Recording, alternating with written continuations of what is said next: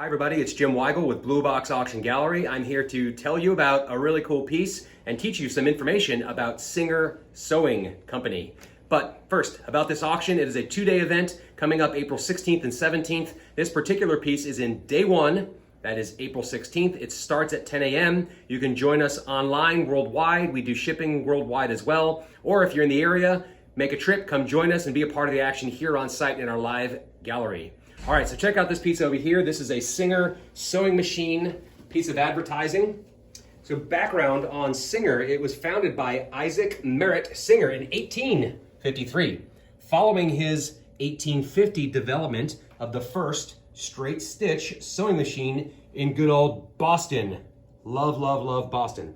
Anyway, so just 400 sewing machines could complete the work of 2,000 workers in the same time. It was a big, big deal. So it was in 1867 that Singer introduced the globally known Red S Girl logo, and that is what this is depicting. There have been many different versions of the logo throughout the years, but the one on this sign dates back to the early 1900s. So a really neat piece of history and a really neat piece of Singer history as well. Anyway, thanks for watching. We'll see you next time. Bye.